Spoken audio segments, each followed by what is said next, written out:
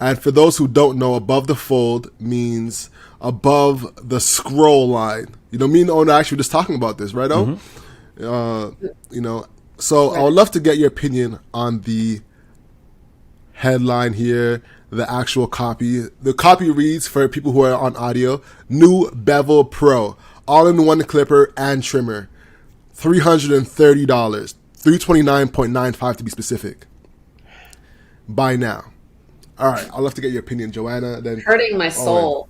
It's hurting me. This is the homepage? This is the homepage. The first thing you see when you click on bevel.com. So it's really common for e-commerce to, of course, want their homepage to promote a product. Okay, cool. Promote the newest product. Good. I guess my question would be like, who's coming here that doesn't need any more information than here's a picture of this thing and now I'm willing to spend $330? Like, is their objective just to kind of surface the offer, knowing that the buy now will actually mean for the user, okay, show me more, like I want to learn more? Because it's when we think of copywriting rules, this is breaking them. This is like, no, don't do it for a homepage. Because we have to think about, okay, I know homepages are tough because you've got people coming with all sorts of backgrounds. It's not like a landing page or even a product page. Like if I searched Bevel Pro or whatever, like if I searched clipper and trimmer or all-in-one clipper, all-in-one trimmer or something like that, and landed on the product page, and this was it, then I've already got a little bit of a message match there, right? But here I'm coming to a brand called Bevel. I don't know where the people here who are landing here are coming from. I'm assuming it's either through search, through some social post or link in bio, or somebody said you should check out Bevel. So you've got these different ways in. At minimum, those are like the groups of people and where they're coming in from. They land here. E-commerce never has like a value proposition. I never know why I should shop with that company. Alex, you want to jump in? No. I was looking at my hand in agreement. I was like, yes, like, where's the value prop? No, continue. Don't let me interrupt you. That's all I'm knowing. So I'm just like, I'd want to know why they did it this way is my like first question. Like, why this? Because it is clearly breaking really basic, I like just copywriting rules, but also like website rules, even in e-commerce. It's breaking the rules by just not telling me anything more than here is a product, which might not be for me. Is this the first time you went to this? Is this possibly, do they know something about you? No, this is cold. Like, Bevel, to be fair, Bevel is very popular in like the black male community, to be fair. So I'll give them I'll shoot them some bail there. They're like hugely successful. They have Nas as one of the investors of it. They have a lot of pro athletes promoting it.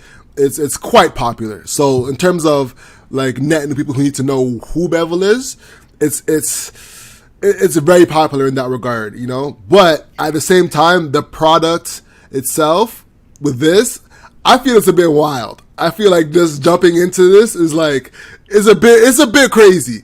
Owen, what do you think, man? You know me, my opinion is going to be a little bit biased because I love the brand and I love this page, to be honest with you, because I've been thinking about buying the trimmer before, like the Bevel Pro 1, right? The first version. This is Bevel Pro 2. So I'm familiar with the product. So when I see this, I'm like, okay, they've added a little timer at the front, quick little text at the bottom right there. Like, I love the page. I actually don't see why you guys hate it so much. Is it because of the black image? I'm not their target. No. I love the giant image. What I'm learning just listening to you talk about this is that Bevel perhaps is using their e-commerce website in a way that's not traditionally common, but it could be that it's working. Traditionally, middle of funnel at least happens on a website. It sounds like top of funnel and middle of funnel are happening in social media for Bevel, like entirely. So they're doing all of the marketing and growth initiatives in social or in like the world where people are talking about this. And then your website becomes entirely bottom of funnel, which has not always been the case, like at all. So it's curious to me that if so much good work is happening, that's driving people here from social, from wherever those spaces are where people are talking about it, maybe this is perfect. But then it's acting as a product detail page. And I'm like, why don't you just drive them to a flipping product detail page then? Like, why are you driving? Why focus your whole, unless, do they only offer products for a limited time? No. They have beard, they have like body wash, everything. Yeah. Yeah. So I would say they're making this for a most aware audience, and you don't typically write a homepage for a most aware audience. Yeah. And that's So- my quote unquote problem with it. Yeah. For me, I'm like, why? Why am I buying this in comparison to anything else? Like, I know bevel trimmers are specifically made for coarse and curly hair. That's the actual tagline, and that's something that I already know, so I'm aware of that. But the justification for the $330 price range doesn't connect for me personally. I think, as someone, you're way lower in the funnel. You've actually bought a lot of bevel products. Yep. Do you already know why the trimmer is $300? I do know why it's $300 because the other one was $250, right? And then they came out with the Bevel Pro. So the Bevel 1 was like, all right, but this one, they've added certain features that give you like a more accurate trim. So I gotta confess, like, I've really studied the trimmer. I know all the features and everything. So like when I come to the page, I'm like, okay, they're definitely pushing me towards buying this trimmer. So I mean, as a customer, like, I get it. I get why they're doing this. It's just like you should know already from the Bevel 1 that the Bevel Pro 2 is this. So, I see no issues with it at all. But then it's made for somebody who already is an existing customer Yeah. Which again is weird. So where did you learn that, Owen? Where did you learn all of these things that you just said about the brand? I have an account on Bevel. Right, so I have an account. So I've studied like the previous trimmer. I follow them on social media. I'm a fan of the entrepreneur, like the founder of the company, and he sells the product like everywhere he goes. So when I come to the website, I'm like, okay, I'm familiar with the trimmer and everything that the company does. Why would it hurt for them to try to take everything you've learned, or a lot of like the most important things you've learned out in this like ecosystem that Bevel's created, and put it on the homepage? Because you, Owen, I think you're gonna like run across hot coals to get to a product that you love, versus they're not really making new people into. And it's a question of whether your e-commerce site is a marketing site or a quote unquote growth site. Is it there to get people to engage with your brand? Like, I saw you on social, let me hear a bit more about you, I'm gonna check this out over here. It's acting like it's there just to move people who already want to buy. That's what it looks like to me, and I feel like that's a wasted opportunity for like Alex.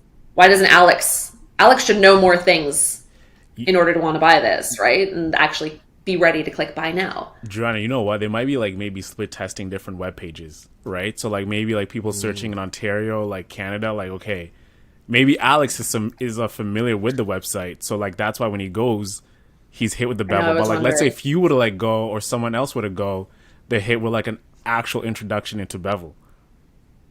So I went to getbevel.com. Is that the URL? Yeah. Yep, that's it. That's The same and thing. it's a bad gateway for me.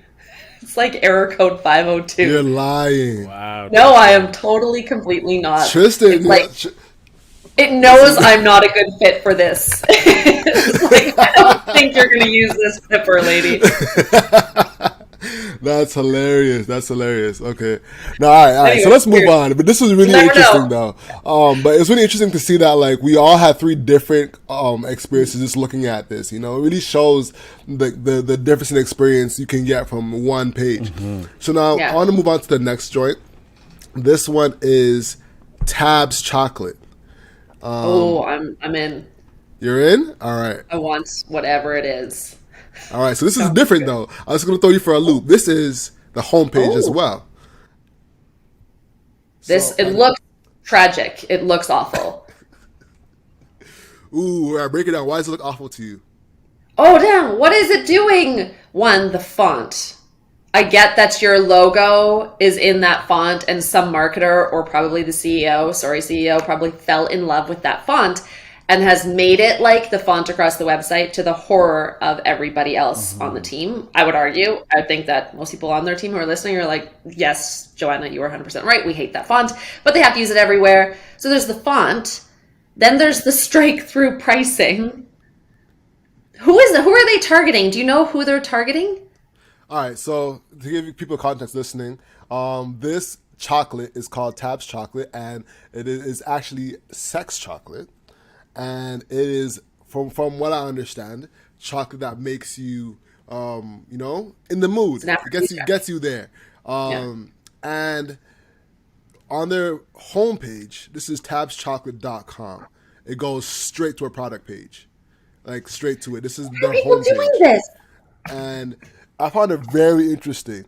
And all you see is the product that says sex chocolate, three experiences, 1,000+ reviews, and you can either buy it or not, basically, But then when you scroll down the page, what I find interesting though is that it's filled with user reviews and things of that nature, So that's what I found interesting. Like, I think it's definitely a strategy. And to answer your question, it's blown up on TikTok. It's gone viral socially.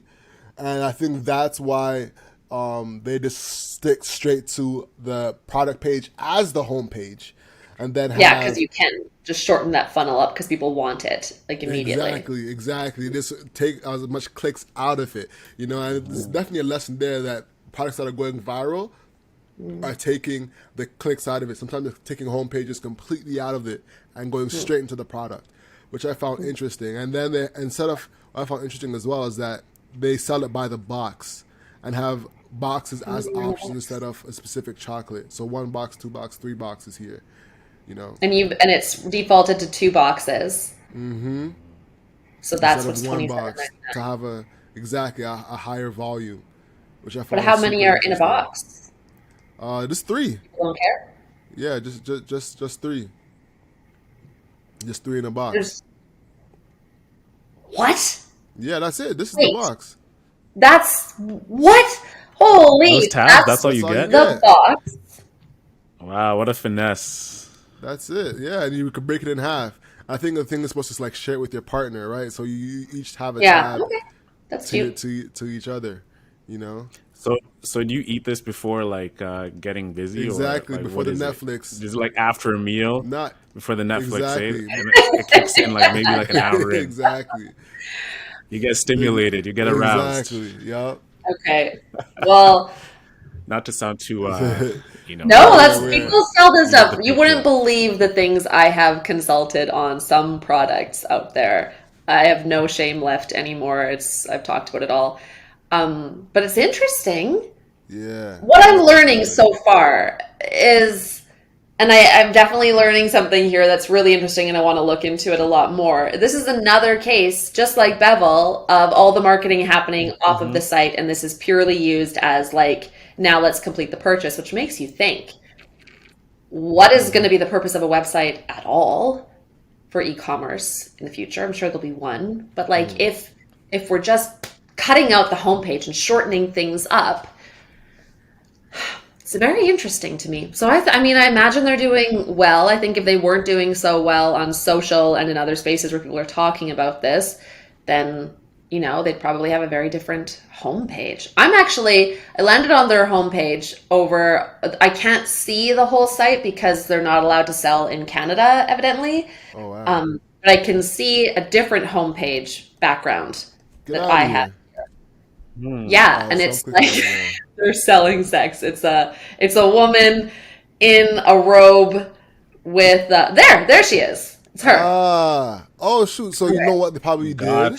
They probably when I googled it, they probably directed me straight to the product page. Okay, cool. Which is so good. actually, all right. So boom.